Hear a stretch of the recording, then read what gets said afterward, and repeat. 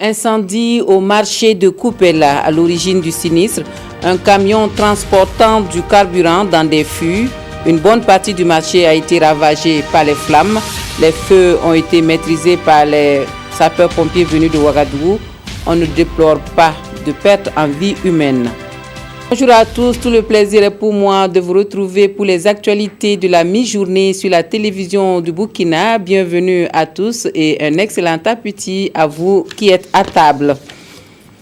Selon les sources, ce serait aux environs de 3 heures du matin que l'incendie s'est déclaré au marché de Coupella. Un camion en provenance de Fadan Gourmand transportant du carburant dans des fûts aurait pris feu et les flammes ont gagné le marché. Plusieurs boutiques sont parties en fumée.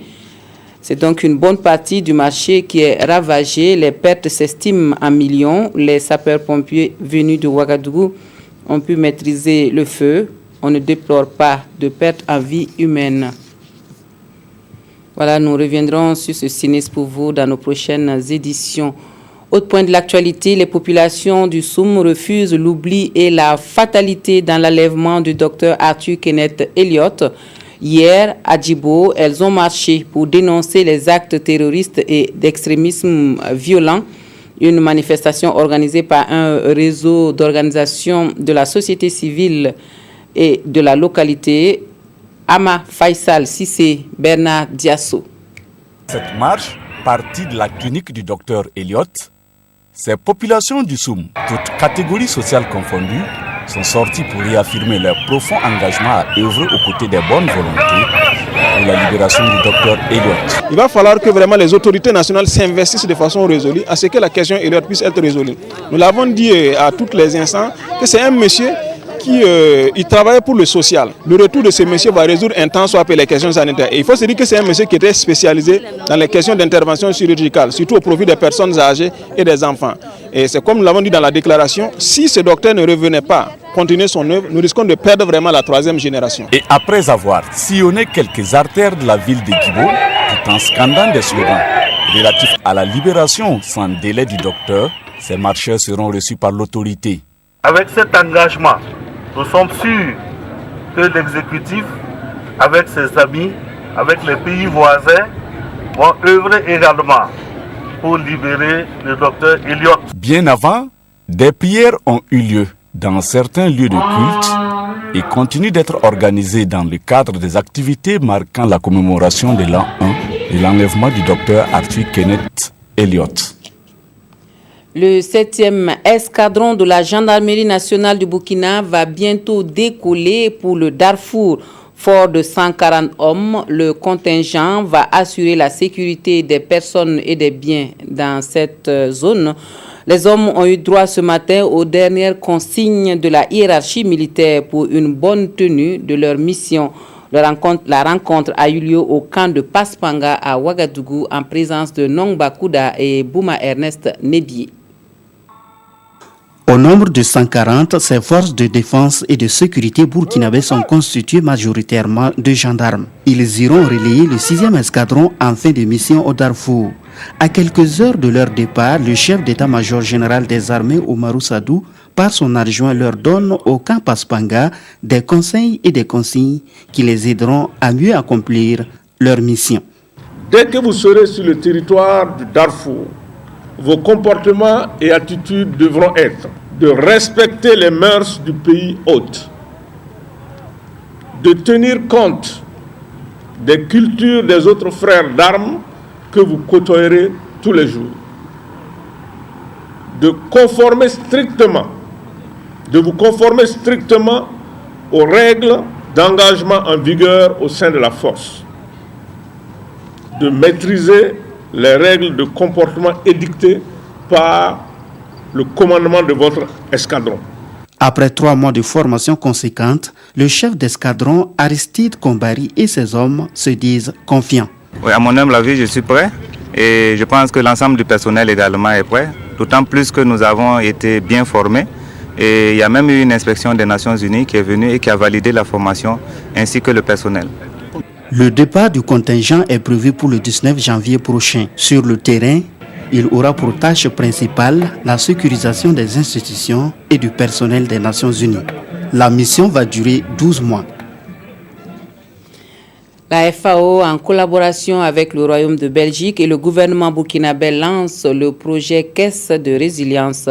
Le programme vise le renforcement et l'amélioration des activités agro-silvo-pastorales. Par des moyens techniques et financiers, les acteurs de l'agriculture sont venus de tout le Burkina Faso pour prendre part au lancement du projet le 12 janvier dernier. Issaka Ouedraogo, Dimitri Badini, avec la voix de Ismaël Diloma Sirima. Pour remédier à l'insécurité alimentaire et nutritionnelle des populations vulnérables, la FAO a mis sur pied le projet Caisse de résilience. Un projet financé par le Royaume de Belgique à hauteur de plus d'1 milliard de nos francs. Prévu pour une durée de 2 ans, le projet Caisse de résilience va concerner les régions du Nord, du Centre-Nord et du Sahel. L'objectif du projet, c'est d'accompagner le gouvernement dans les actions de résilience pour permettre aux populations vulnérables de pouvoir prévenir, absorber et se relever des différents chocs qui ne manquent de connaître. Et qu'à travers l'appui de la FAO, nous allons arriver véritablement à développer au niveau des populations vulnérables des capacités de résilience par rapport à l'adoption des techniques de production agricole, mais également à développer des stratégies pour améliorer les revenus. Selon les statistiques de la FAO, plus de 2500 ménages sont vulnérables au Burkina. Grâce aux résultats de cette rencontre, elle espère réduire la vulnérabilité des moyens d'existence agricole à travers l'approche Caisse de résilience au Sahel.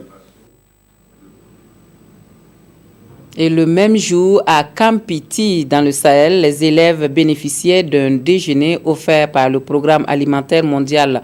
Le repas s'inscrit dans le cadre du projet Cantine scolaire pour lutter contre la malnutrition et l'absentéisme à l'école. Des précisions avec Ama Faisal Sissé et Joseph Bambara. Les élèves de l'école primaire publique de Kampiti traduisent leur gratitude au Programme alimentaire mondial PAM et aux autorités burkinabées lors de cette cérémonie. Cérémonie qui réunit les partenaires du PAM et les représentants de l'État dans le cadre du déjeuner organisé par le PAM à l'honneur des élèves afin de lutter contre la faim au Sahel. Ce déjeuner s'inscrit dans le cadre du projet Cantine scolaire que le PAM soutient à travers son projet Yaou. Nous visons d'abord la diversification de la diète des enfants. Deuxièmement, nous cherchons à introduire pour la première fois de la protéine animale dans leur diète. Et troisièmement, nous cherchons également à promouvoir les produits locaux. Le projet Yaou, lancé dans sa phase pilote en 2015 dans la province du Sono, consiste à introduire, en plus de la bouillie faite à base de farine importée, le Yaou dans le menu du petit déjeuner des élèves. Outre cela, il assure un déjeuner aux élèves et 10 kg de céréales par mois aux filles de la classe de CM2. Les responsables de l'école de Kampiti, qui ont accueilli la cérémonie de lancement du projet Yaou, se réjouissent de son impact qui se fait déjà sentir. Et non seulement les absences sont à moins de 1% dans toutes les classes. Et en plus de ça, l'enseignement-apprentissage a connu un taux de succès beaucoup plus élevé. Ce déjeuner, organisé à Kampiti par le PAM, se tient aussi dans plusieurs pays. Pour s'assurer de la qualité des mets, le PAM a fait appel au service du chef Christian Abégan qui a effectué le déplacement de Paris pour l'occasion. Le ministre de la Promotion de la Femme a pour sa part traduit la reconnaissance du gouvernement au PAM qui, depuis 2004, accompagne la région du Sahel dans le cadre du projet Cantine scolaire. Et pour améliorer le repas quotidien des Burkinabés, la quantité de poissons congelés importés chaque année pour satisfaire la demande sans cesse croissante au Burkina Faso est très importante. En plus du poisson importé, il y a celui issu de la pêche traditionnelle, bien sûr, mais de plus en plus, on se tourne vers le produit de la pisciculture.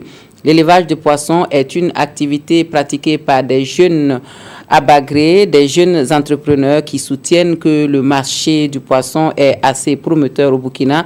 C'est le dossier de la rédaction proposé par Nong Bakouda et Aboubakar Sagnon. Depuis 2012, Souleymane Yougbaré, ancien employé de la ferme piscicole de Bagré, travaille pour son propre compte. Il est ce matin sur les berges de ses bassins piscicoles, car c'est l'heure de nourrir le poisson. Le jeune promoteur dispose d'un étang de 200 mètres carrés pour la production des alevins et de 2 étangs de 800 et 1300 mètres carrés pour le grossissement du tilapia, communément appelé carpe, et du poisson-chat ou silure. Ce n'est pas encore la période de la récolte, mais pour nous, une pêche spéciale est organisée.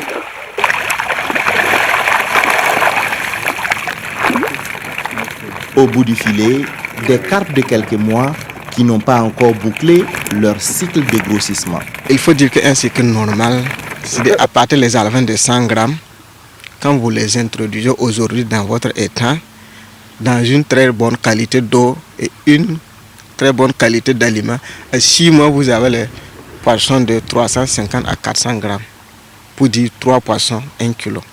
C'est grâce au soutien de la maison de l'entreprise et de Bagré Pôle que Souleymane Yougbaré a pu se lancer dans la pisciculture. Aujourd'hui, il vit de cette activité. Au niveau de l'étang de 800 mètres carrés, j'ai introduit 3000 sujets, où à la récolte, j'aurai au moins 2 tonnes et demi. Et en termes de chiffres, nous faisons, la tonne fait 1 500 000, donc on a 3 millions au moins. Mais quand vous prenez au niveau de l'étang de 1300 mètres carrés, j'ai introduit 10 000 sujets. Et j'attends à la récolte là au moins 4 tonnes. Donc approximativement 5 millions. L'activité est rentable et ce n'est pas Didier Bangré, également promoteur piscicole à Bagré, qui dira le contraire. Ces temps lui ont permis de faire de gros bénéfices. Les 2 récoltes accumulées, et j'avais à peu près 2 tonnes 500 de poissons. Et l'écoulement vraiment n'a pas posé problème, puisque la demande a dépassé l'offre. Donc, il y avait les clients vraiment, il y avait une très grande affluence. J'ai vendu 1750 francs le kilo. Alors, les 2 tonnes, je peux parler de 3 millions et quelques, ce que j'ai eu comme vente. Alors, en ce qui concerne partie dépenses, bon, j'avais au moins une dépense qui se montait à 750 000. Donc, je pense que c'était une bonne affaire pour moi. Aujourd'hui, Didier Bangré a 5 étangs et compte récolter plus de 5 tonnes de poissons qu'il vendra à plus de 7 millions de francs CFA. La cherté de l'aliment pour poissons est la principale difficulté que rencontrent les pisciculteurs de Bagré. Mais dans la pisciculture, rien ne se perd. L'eau des étangs, fertilisée par les excrétants des poissons, est par la suite utilisée pour irriguer les champs. Les 2 promoteurs comptent dans les prochains mois aménager des bassins destinés à la pêche sportive. La pêche sportive, c'est quoi? C'est dire les gens viennent, ils prennent leur canne, vont pêcher, et le nombre de poissons que tu as eu, on pêche sur place, tu prends le prix du poisson. Il y a un restaurant qui serait mis en place, c'est la soupe, tu peux, ou c'est la braise. Sur place, on te fait pour toi. Ou ceux qui désirent vraiment emporter leurs poissons peuvent le faire. La pisciculture, selon les acteurs, est une filière porteuse. Les jeunes en quête d'emploi doivent tout simplement avoir le courage de se jeter à l'eau pour espérer être financièrement libre, comme un poisson dans l'eau. Et à Gorom, on a accueilli le 13 janvier dernier la phase course de chameaux du Festival des chameaux des arts et de la musique du Sahel. L'innovation de cette édition du Festicham, c'est le report de la partie musique pour le mois de mars prochain, et ce sera à Dori et à Gorom, Bourema Kane, Joseph Bambara. Une parade suivie d'une démonstration qui a débuté cette 14e édition du Festival des chameaux, des arts et de la musique du Sahel, Festicham. La compétition s'est déroulée en 2 phases. D'abord une phase éliminatoire lors de laquelle les 30 chameaux se sont mesurés en 3 groupes de 10, puis la finale qui a opposé les 3 meilleurs de chaque groupe. Au thème de 2 tours de terrain, c'est Mohamed Agouma qui s'est avéré le plus rapide des 9. remportant ainsi les 100 000 francs CFA de cette 14e édition qui connaît une innovation. Nous aurons cette année, en 2017, deux festivals. Il y a eu ce festival-là qui a concerné uniquement la course des chameaux. Nous aurons donc dans les mois à venir, probablement en mars 2017, une organisation festive, mais qui concerne le côté musical. Ce festival, lancé en 2003, se déroule sans interruption depuis 2005. Parmi les habitués du Festicham, l'association Endam de la région de Piemonte en Italie. En dépit du contexte sécuritaire de cette année, ils ont décidé d'honorer de leur présence ce rendez-vous. Nous venons parce que nous sommes entre amis. Et nous, évidemment, nous communiquons notre venue ici et ils nous ont dit d'être attentifs. Outre les 4 premiers qui ont été primés lors de la phase de course de cette 14e édition du Festicham, les autres chameliers qui ont pris part à la course et à la parade se sont repartis la somme de 80 000 francs CFA. Voilà, et les étalons du Burkina qui ont retrouvé la pelouse du terrain d'entraînement de l'Institut national de la jeunesse et des sports de Libreville pour préparer la deuxième journée de la CAN 2017. Après une entrée face aux lions indomptables, ce sont les panthères qui se dressent sur la route des étalons. Alors, comment le 11 burkinabé voit-il cette rencontre? Pour la réponse, nous retrouverons Arthur Ouedraogo et Mahamadi Ouena dans nos prochaines éditions. Les parutions de ce jour relaient la commémoration des attaques du 15 janvier 2016 au Burkina. Le 27e sommet Afrique-France est l'autre sujet à lire dans les quotidiens burkinabés. La revue de presse nous est proposée par Touboum Evelyne Dabiri. Un silence de mort contre l'horreur. Les parutions de ce jour rapportent ainsi la commémoration du premier anniversaire de l'attaque de Ouagadougou. Aujourd'hui, au Faso déroule la cérémonie d'Itanier, dévoilement de la stèle, discours du président et des parents des victimes. Un souvenir douloureux pour les parents des victimes, écrit le quotidien, qui rapporte les réactions de quelques parents de victimes. Ce n'est pas facile, il y a un vide en nous. Quand les enfants pleurent l'absence de leur père, à aucun moment tu ne peux sourire. L'observateur Palga, lui, donne la parole aux rescapés qui reviennent sur ces douloureux événements. Caché sous un véhicule, mon costume a pris feu. Nous étions morts à 95%, quand d'autres affirment être sous traitement depuis lors. Mais où en sommes-nous avec l'enquête? Interroge aujourd'hui au Faso. Réponse du procureur, 3 suspects sont arrêtés. L'instruction se poursuit avec l'attente des réponses des réquisitions émises en Côte d'Ivoire et au Mali. Au-delà de cette commémoration jugée sobre par le pays, ce journal remarque que le défi sécuritaire reste entier au Burkina. Pour ce journal, en un mot comme en mille, un an après, malgré les mesures concrètes de sécurisation de nos frontières, on ne peut que se rendre à l'évidence que le défi sécuritaire reste entier au Burkina Faso. Toujours dans le pays, les images des 30 victimes de l'attaque. Autre actualité dans vos quotidiens, le 27e sommet France-Afrique de Bamako tenu les 13 et 14 janvier. Un sommet auquel a pris part le Burkina sous le thème « Défis et menaces à la paix et émergence pour une croissance inclusive, créatrice d'emplois », précise Sidoya, qui explique que le président du Faso a souscrit à l'idée d'une mutualisation des efforts pour contrer le terrorisme.